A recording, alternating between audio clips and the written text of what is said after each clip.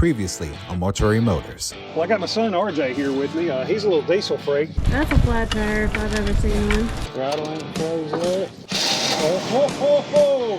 Keep going, you're good. You're almost there! We're going to be taking her back to our shop at Walton. Butch Patrick, you guys know him, AKA as Eddie Munster. The project coming in, we couldn't find a better place to be finished off, let's put it that way. Watch an episode of the Munsters and we'll be back. Yeah.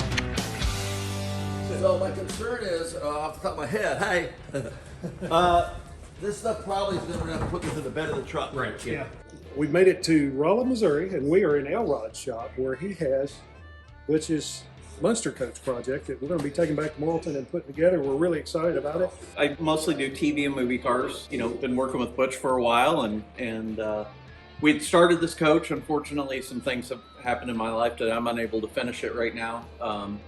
And you know, I'm glad to see that it's going to good hands because, you know, one of my things is always attention to detail on these because, you know, that's what makes them or breaks them. You know, there's a lot of bad ones out there and there's not that many good ones. And I know every detail about them. I've been accused of knowing more about them than Barris knew.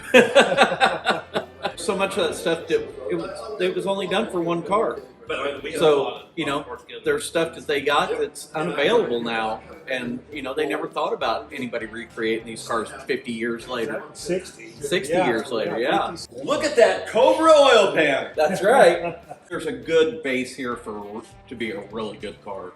You know, I think we've set you up for success with it. I hope so. What we did is we took a Cobra Weber IDA intake, and then we custom built this upper for it.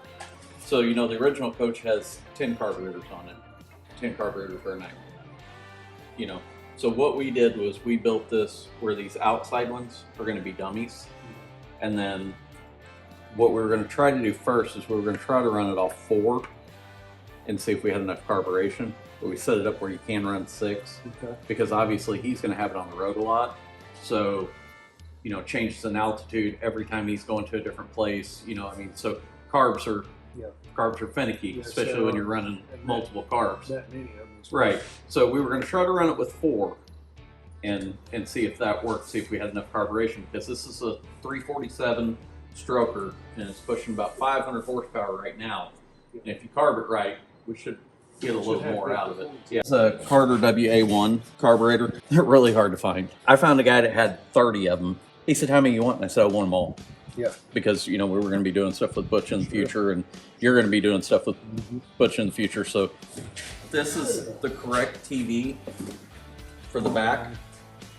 So this one's already been converted with a 7-inch flat screen in it. So it's already got RCAs.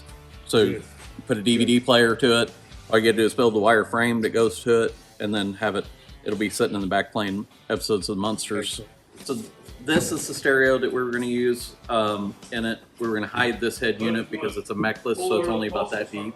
So this would be the driver's side. I painted it so you can tell which side was which. Yeah, so, but it took a while to figure out because you want the hole to be the same on both sides, but obviously with a V8, one set of headers sits further back than the other. Yeah. So you have to do the offset. Right, so you had to do the offset.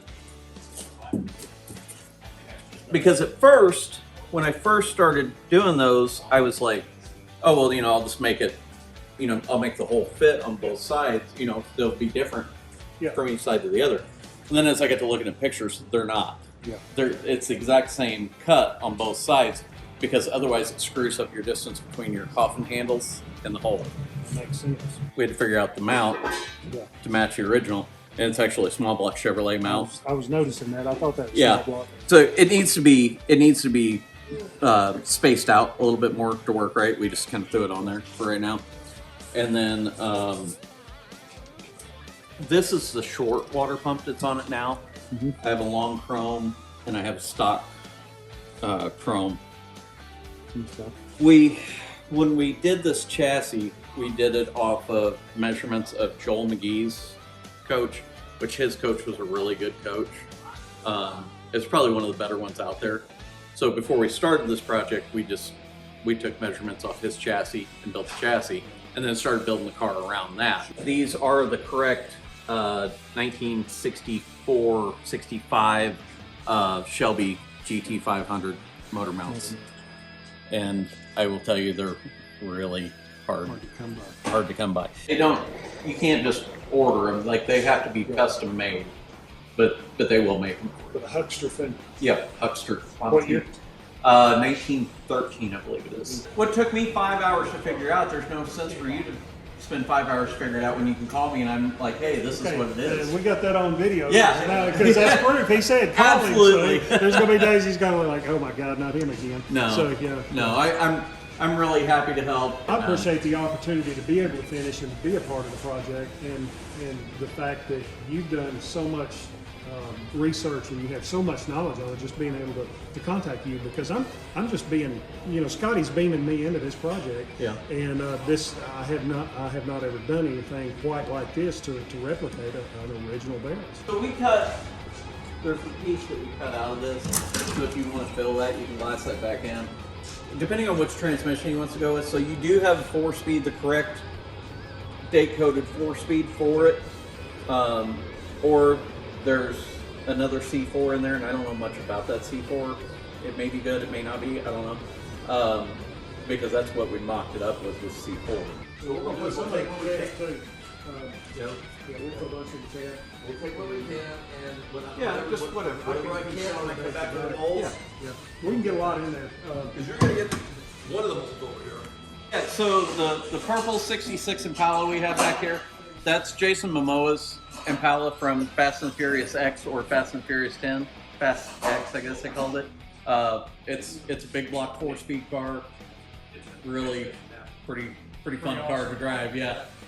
This is the Fiero that they sent to space in Fast and the Furious 9. We just got it back together. We're getting all the space shuttle tiles put back on. This is the Volkswagen from Bumblebee. So this is Bumblebee.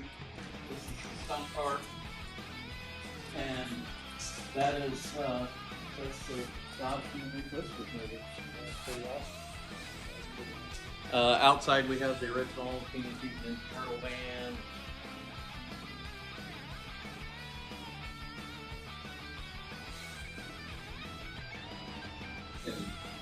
Actually, so they did 6 of these trucks for that movie, and this one is one of the interior hero trucks.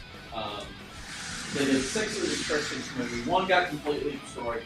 The other 5, after they got done filming it, they started cutting them all apart because they were sending them to New Zealand for another movie. Got this one completely dismantled. I mean, it was dismantled, but I mean, completely revamped for the new movie. And he said, hey, I want to buy it. And so they was like, well, we'll throw a bunch of stuff in the truck. So I got pieces off of 4 different trucks that didn't match up. And I got to try to jigsaw puzzle it back together, yeah. Cool. We'll either, take something like the Men in Black van out there, obviously it's been a few years since that movie was done. So, there's been some restoration work that needed to be done to it.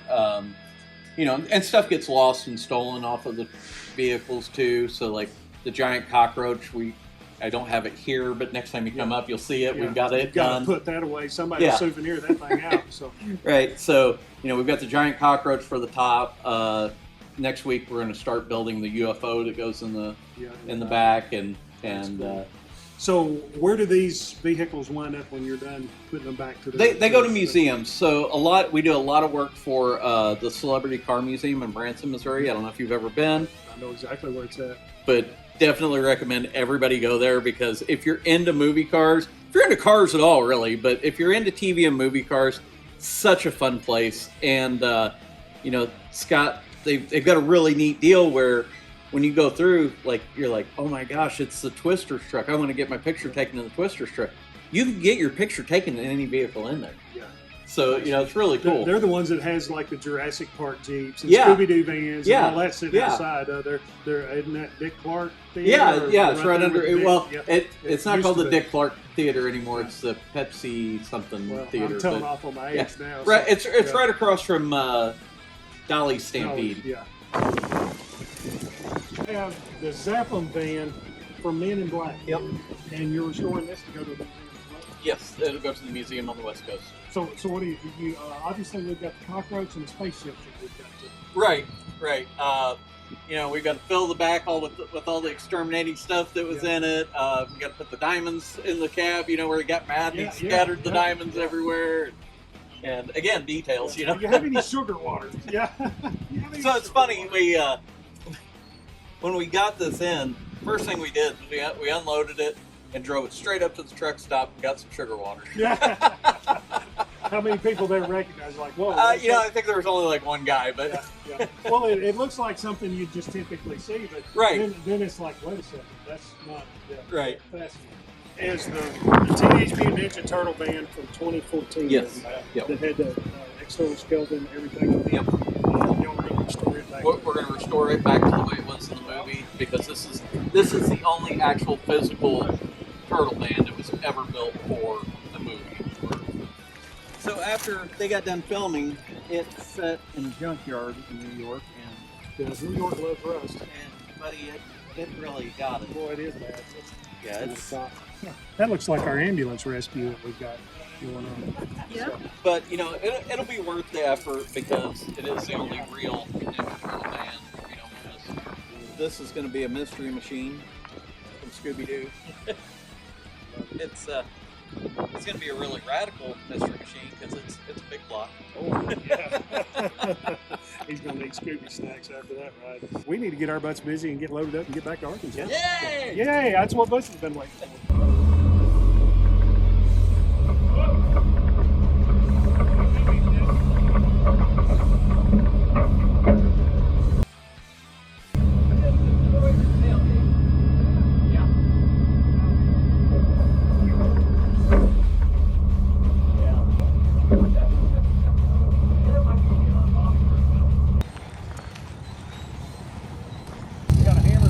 Oh yeah.